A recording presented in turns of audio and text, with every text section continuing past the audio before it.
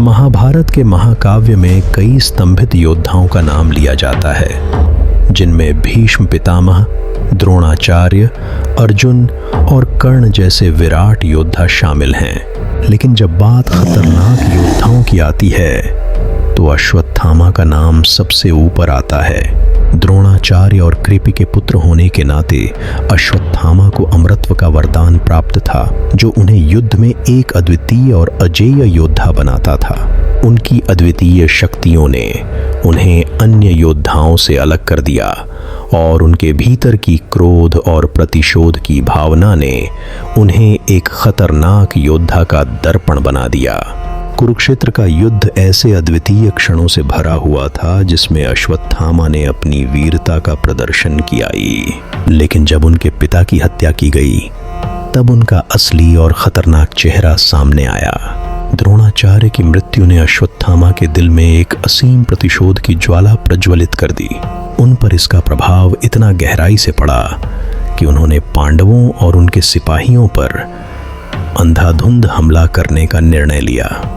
यद्यपि युद्ध समाप्ति के बाद सबको विजय की शांति मिली, अश्वत्थामा ने अपने गुप्त हमले के जरिए पांडवों के शिविर को खंगाल फेंका।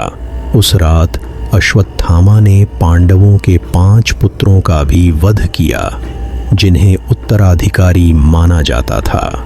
यह कार्य महाभारत के सबसे दुखद और चौंकाने वाले प्रसंगों में से एक बन गया। उनके इस कृत्य ने यह भी स्पष्ट किया कि एक योद्धा अपनी मर्यादाओं को छोड़कर कितना विनाशकारी हो सकता है। अश्वत्थामा का यह निर्णय केवल प्रतिशोध का प्रतीक नहीं था, बल्कि यह दर्शाता है कि एक वीरता के साथ साथ जब क्रोध से अंधा होकर कार्रवाई की जाती है तो परिणाम कितने भयानक हो सकते हैं। इसके साथ ही अश्वत्थामा के पास दिव्य अस्त्रों का गहन ज्ञान था। उन्होंने ब्रह्मास्त्र का प्रयोग करने का संकल्प लिया, जो संपूर्ण पृथ्वी का विनाश कर सकता था। कृष्ण के तुरंत हस्तक्षेप के कारण इस विनाश को टाल दिया गया, लेकिन यह प्रयास अश्वत्थामा को खतरनाक योद्धा के रूप में स्थापित करने के लिए पर्याप्त था। कृष्ण ने अश्वत्थामा के अमरत्व को उसके लिए श्राप में बदल दिया।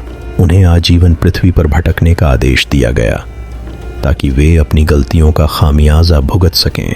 इस प्रकार अश्वत्थामा की कहानी केवल एक खतरनाक योद्धा के रूप में नहीं, बल्कि एक क्रोध और प्रतिशोध से भरे व्यक्ति के रूप में सामने आती है, जो अपनी शक्तियों का इस्तेमाल विनाश के लिए करता रहा।